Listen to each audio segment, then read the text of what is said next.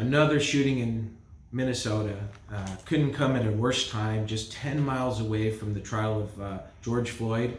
What happened? That's a case of Daunte Wright. Daunte Wright. And this is another case that is kind of being polarized, being viewed from one angle or the other angle, and when it should be viewed in the round. And that is Daunte Wright pulled over for, I think something hanging from his rearview mirror, which definitely in the state of California, you can be pulled over for. It was obviously a pretext stop. Usually they pull you over, they try to find a violation, they pull you over, and then they go fishing after that. Pretext pullovers are okay in California. They did that here. They pulled him over on a small technicality, and they found out he had a warrant. He had a warrant for having a gun and running away from the police. He failed to appear in court, and it was a misdemeanor warrant. And then the video I saw, he was kind of in the process of being handcuffed by a African-American police officer who was bigger than him. And he exited the car. He had his hands behind his back. As he was in the process of being handcuffed, boom, he jumps back in the car. And evidently this female officer, somebody yells, "Taser, taser, taser." And she ends up, instead of tasing him, shoots him in his chest.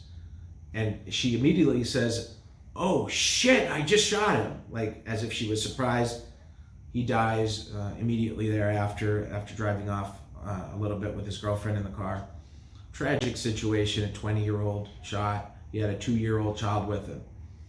Now, what's going on here? How do we look at this? Well, first of all, I think everybody, just for the safety and security of our young people, our children, our brothers and sisters, everybody has to be taught. Everybody, black, white, Asian, man, woman, child. When you're pulled over by the police, you submit. You submit to the authority of the law. And, I think that requires some training, because when we're pulled over, I was pulled over the other day, it's scary. There's a guy with a gun. There's a man with a gun over there telling me I got to beware. That's a famous song. Anyways, it's a scary thing, and what happens physiologically is there's a fight or flight response. And I think that's really what happened here. Is Daunte Wright was scared, and his, that reflexive fight or flight kicked in, and he's like, I gotta get away. And boom, he jumps in his car, tries to get away. And when you do things with people who have guns, who have batons, who have pepper spray, who have weapons, when the stakes get raised and this kind of provocative behavior gets raised, and a mistake is much, much more likely to happen like this. This was obviously a mistake. The officer was a veteran. She had 26 years on the police force.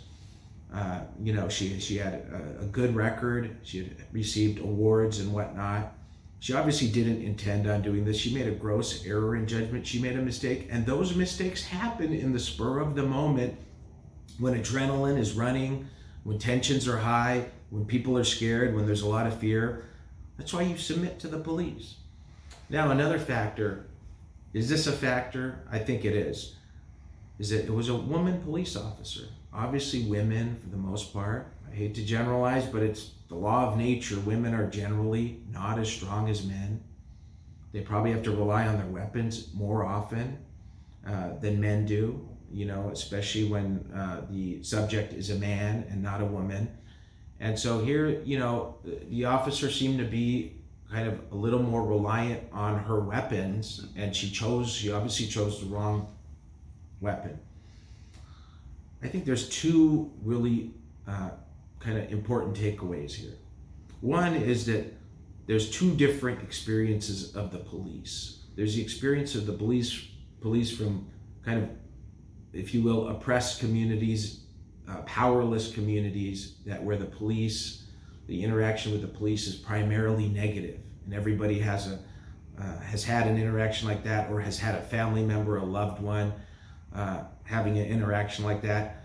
I think it's symbolized most strongly in the black community, where there's a lot of negative interaction with the police.